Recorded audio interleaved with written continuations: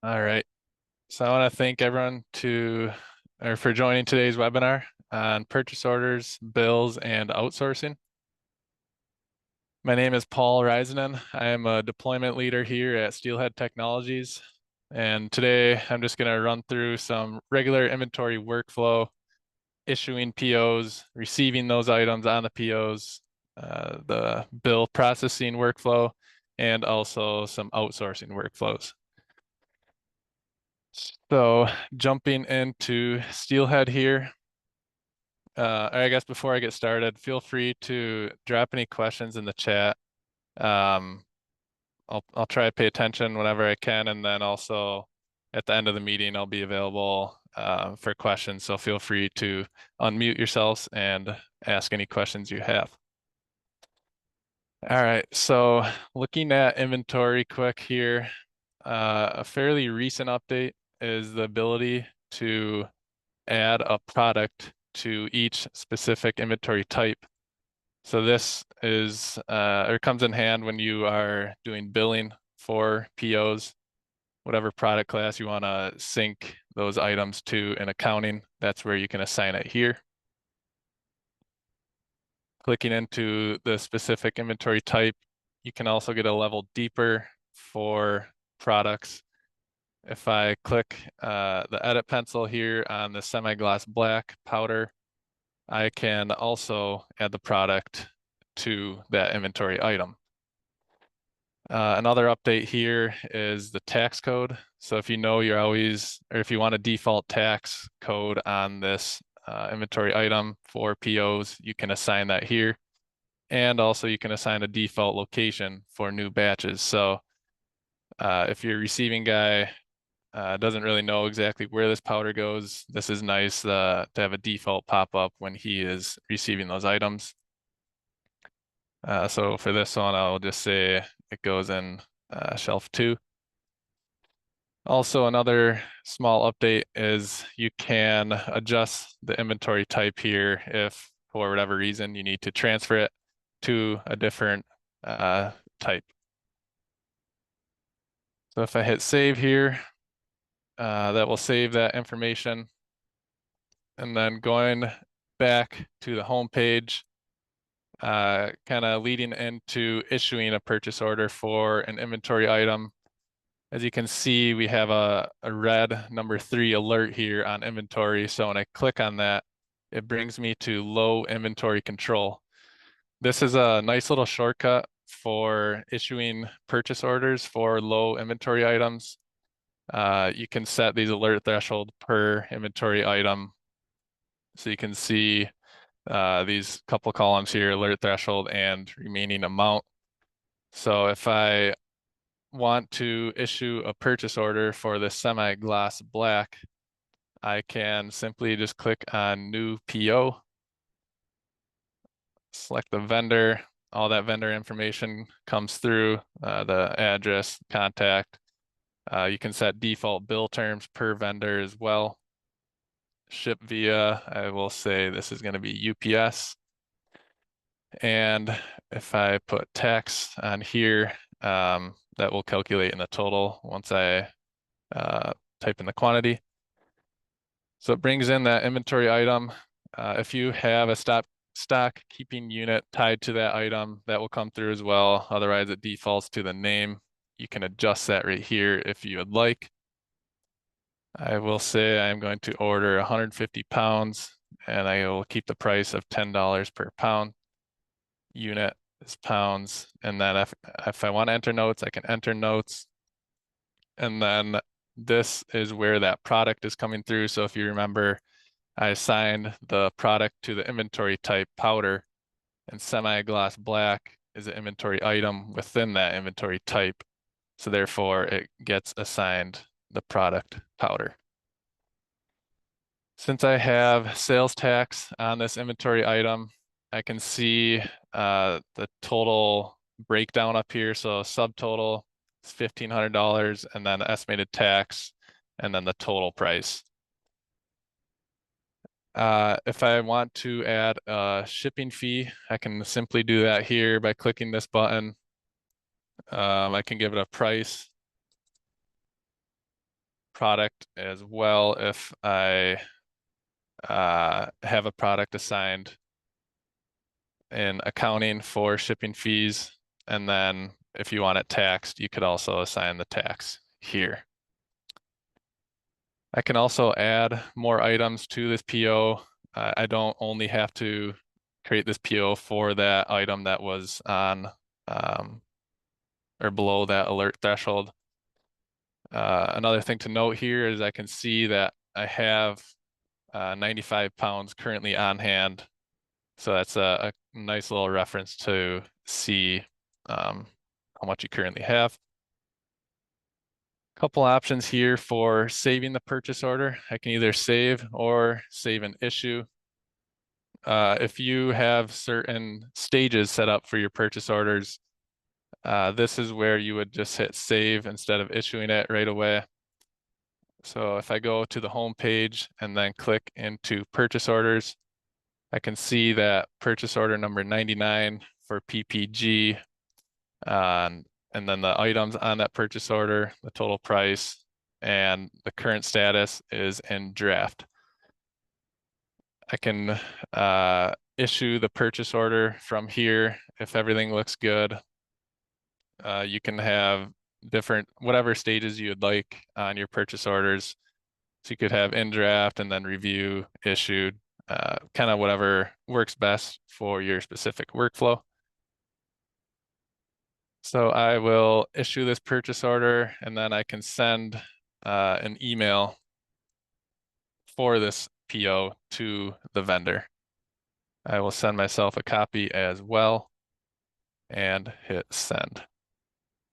So going back to the purchase order page, you can see these statuses on the right side here. So there's drafts, issued, and fulfilled. If I go into issued, I can see the status change to issued and sent because I issued the PO and I also sent an email, as we can see with this little number 1 alert on the mail icon. Once we receive these purchase order items, we can do that from this page by clicking this button right here. So it brings in the vendor, the purchase order number, and then the items on that purchase order. So if I hit receive, I can type in the quantity received, and on the right side here, just a reference for how much I ordered. So they sent us the exact amount that we ordered. You can type in the date received and select a time if you'd like. And then if you keep track of lot numbers, you can type that in here. Expiration date, the inventory unit price, you can adjust right here. This is factoring in the tax breakdown, as you can tell from up in the top right. So if you don't want to include tax, you can change that back to $10. Container names, you can have multiple containers. So how that looks is if I do the base name of box and then add a container, it would just keep counting up for however many boxes I add. For this one, I will just say they sent 1 box with 150 pounds. Gross quantity, this is if you have an offset that you want to factor in. Typically, these boxes aren't too heavy, so it's up to you if you want to do that. And then, as you can tell, this location automatically filled in because I set the default location on this inventory item. You can adjust that right here if you'd like, or you can scan the location QR code here by clicking on the camera icon. Once I hit save, I can see there's no more purchase order items to receive, so I can close it. And now that purchase order goes away from the issued and is now in fulfilled. Once you get to here, you can create a bill or receive the bill. So once the customer sends over the bill, you can come into purchase orders, fulfilled, and then find that purchase order to receive the bill. Or you can also filter by billing status. So there's open or closed. Once I'm on open, I can see that this purchase order has not been billed yet. So when I create the bill, brings in that vendor, their contact information. If you have the vendor invoice number, you can type that in, and the invoice date. Bill to, that is your domain address. So whatever you have set as in the domain settings as your address, that is where that is getting pulled from. So I can tell that it brought both items in from the PO, so the powder and the delivery fee or the shipping charge. It's factoring in the taxes. So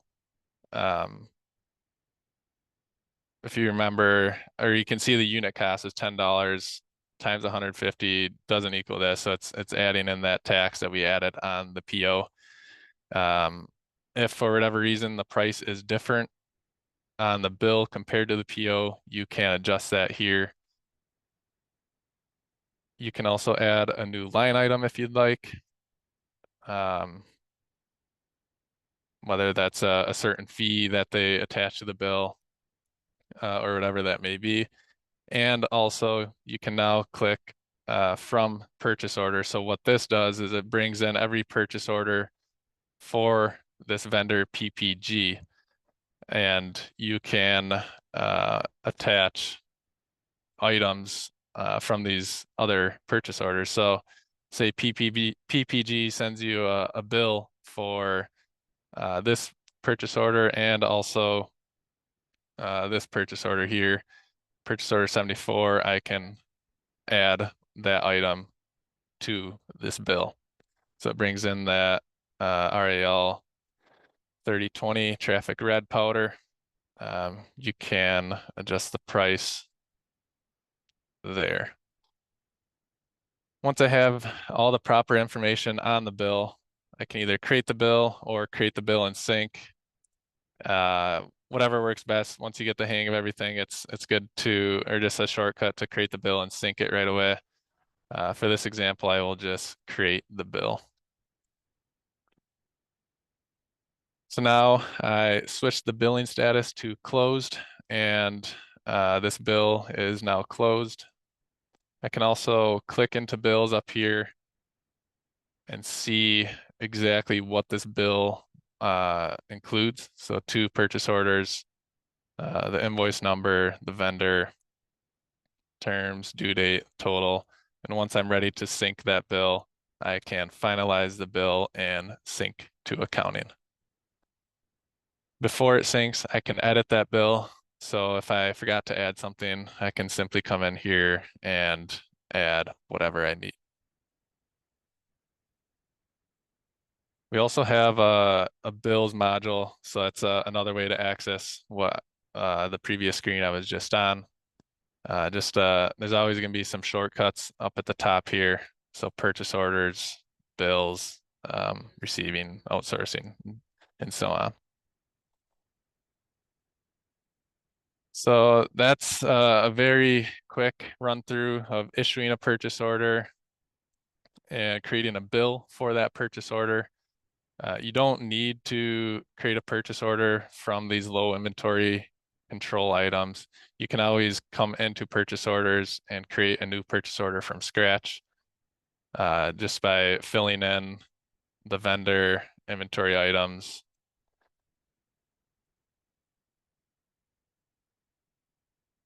Or another way to create purchase orders is if you are in inventory and if you're on any inventory item, you can click new purchase order here. Also, you can see the previous or open purchase order history for this specific inventory item on this page. So kind of switching gears now to outsourcing workflow. I already had some orders written up and for a process that has outsourcing in it. So for this example, I will go to work boards and the parts are currently in receiving. So I'm just going to type in the work order number here and find this job. So I can see the process name, powder coat with outsource. It's currently at receiving. And if I am moving the parts to the next step of the process, I can see I am moving 10 parts from receiving and stepping them into the blast outsource node. So once I hit move, it disappears from the workboard. And if I go to the home page and click on outsourcing, I can find those parts here with the work order number 1763. So whoever would be doing or handling the outsourcing in your shop can open up this page, find the specific parts. You can filter by that specific work order if you'd like. So if I only want to see work order 1763 and nothing else, I can apply a filter for that work order. As you can see, there's 4 different stages here at outsourcing. So currently these parts are at awaiting purchase order. So if I select these parts and create the PO, I can assign the vendor. So for this one, this is a blast outsource. So I'm going to choose the correct vendor. And that vendor's information gets filled in here. We will say we are delivering it on our semi. You can apply any sort of bill terms, sales tax if there was, and a deadline. You can put a price if you like, and then also product. So this is where you will want to assign the product so you can correctly create the bill, or just so this product fills in when you are creating the bill once everything is finalized. This one I will just select blast labor and give it a price of $100. If there was a shipping fee, I can add that just like I showed when creating a purchase order for the powder. So if everything looks good here, I can hit save, and then you can see those parts moved over into awaiting shipper. So once these parts are ready to be shipped out, you can select that specific work order and create shipper. Here's just a little verification that you're saying, or you're shipping out 10 parts. You will hit save, and now it goes into awaiting departure. Once these parts leave the shop, you can mark it as shipped. That's a little confirmation. You can say yes, and now the parts are at the vendor. Just gonna clear this just so we can see how the dashboard would look without applying any filters. Down low here we have all the parts in outsourcing, so you can see the different statuses: waiting PO, waiting shipper, waiting departure, and then parts at vendor. So we can see this work order 1763. I currently have 10 parts at the vendor. If I open up that work order, I can see the current status of these parts. So on the tree here, they're at blast outsource. And then if I do view status, that just brings me right to the outsourcing page here. Whenever you are going through the outsource workflow, I always go through the steps here. Never click on move parts on the work order page, because if I do this, it will just skip everything and go into the next step on the process tree. Also, when you create POs on this page, it will tie it to that work order, therefore giving you proper work order margins where you can see how much that outsourcing costs you for that job. So now that these parts are at the vendor, I can, or once these parts come back from the vendor, I can receive them. So if I just hit receive here, you can type in the date. You can type in any notes if you'd like, and then the quantity received. So you will say we received 10 out of 10 parts. You can upload a receiver file. When you click on this, you have the option to take a picture or select a file from your computer or iPad. And now, if everything looks good on this page, I can receive and move the parts. So it will pop open this move parts dialog saying there's 10 parts, here's the part number, and we're moving them from outsource into the next step of the process, which is ready for wash. So when I hit submit, now these parts will show up and ready for wash for the guys on the floor to begin working on them. And they will show up in the correct workboard as well.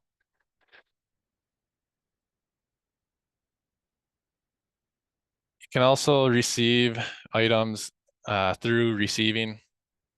It doesn't need to be done on outsourcing. So how that looks is you would receive purchase order items. You could select the vendor or just type in whatever PO is tied to that vendor. And when you select that PO, it shows exactly what was on that PO, and then you can receive items through there.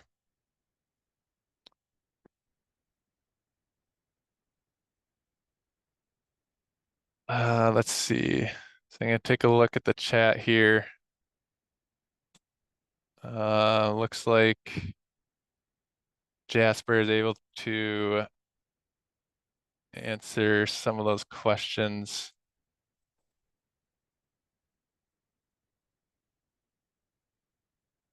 Does the tax print on the PO as a breakdown like that?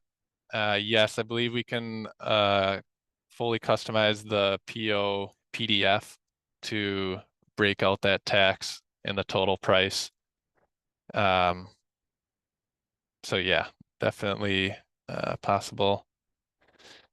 And yeah, feel free to unmute yourselves. I'll stick around for another 5 to 10 minutes here. Or enter or throw some questions in the chat.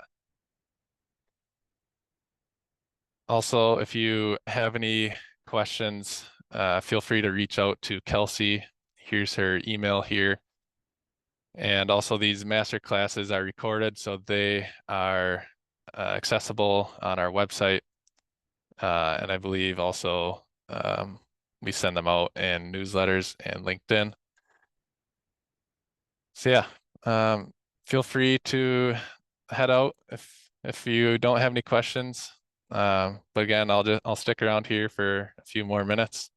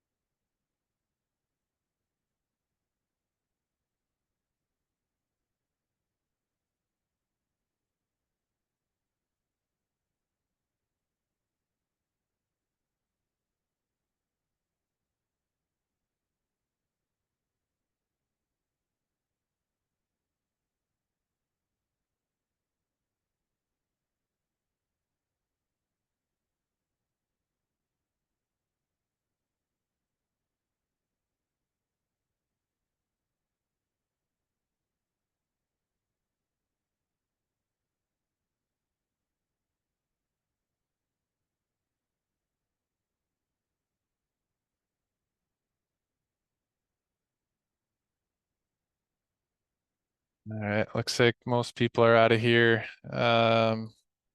Marino's auto or autopilot. Not sure if you have any questions. Feel free to unmute yourself if you do.